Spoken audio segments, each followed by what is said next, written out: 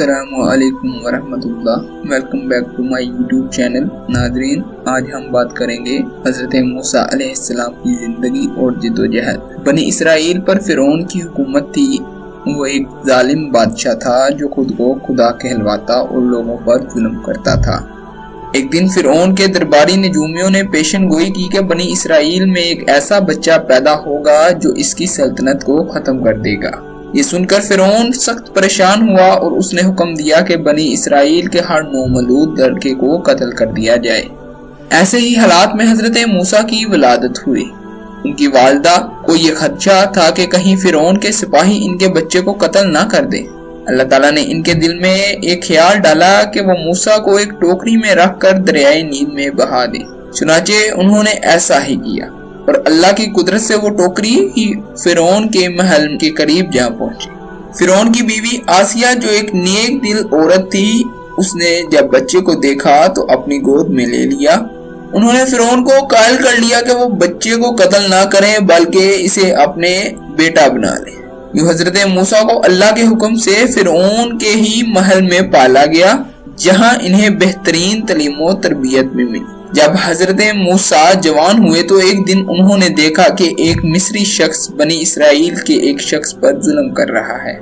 حضرت موسیٰ نے اسے بچانے کے لیے مداخلت کی، مگر غلطی سے اسی مصری کی موت ہو گئی۔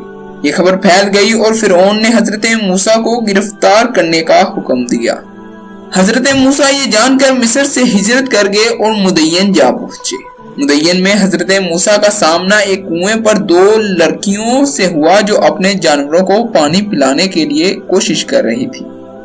حضرت موسیٰ نے ان کی مدد کی۔ ان لڑکیوں کے والد حضرت شعیب نے موسیٰ کو اپنے ہاں ٹھہرنے کی دعوت دی اور بعد میں اپنی بیٹی سے ان کا نکاح کر دیا۔ حضرت موسیٰ کئی سال مدین میں رہے اور ایک دن وہاں سے واپس آنے کا فیصلہ کیا۔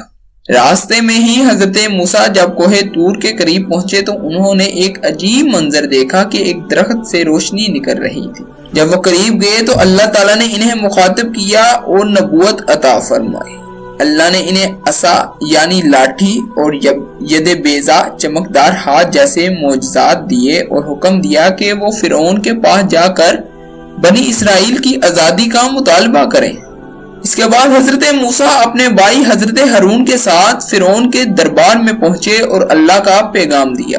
فرعون نے ان کی بات ماننے سے انکار کر دیا اور جادوگر کو بلا لیا تاکہ موسیٰ کے معجزات کا مقابلہ کریں۔ جب جادوگروں نے اپنی رسیوں اور لاٹھیوں کو زمین پر پھینکا تو وہ سانپ بن گئی، مگر جب حضرت موسیٰ نے اپنا عصا زمین پر پھینکا تو وہ بھی ایک عظیم اژدہا بن کر تمام جادوگر کے سانپوں کو نگل گیا۔ یہ دیکھ کر جادوگر ایمان لے آئے، مگر فرعون نے انہیں قتل کر دیا۔ فرعون کی ضد اور سرکشی بڑھتی گئی اور اس نے بنی اسرائیل پر ظلم جاری رکھا۔ اللہ نے فرعون پر مختلف عذاب نازل کیے مگر وہ باز نہ آیا۔ آخرکار حضرت موسیٰ اللہ کے حکم سے بنی اسرائیل کو لے کر مصر سے نکل گئے۔ جب فرعون کو معلوم ہوا تو وہ اپنی فوج کے ساتھ ان کا پیچھا کرنے لگا۔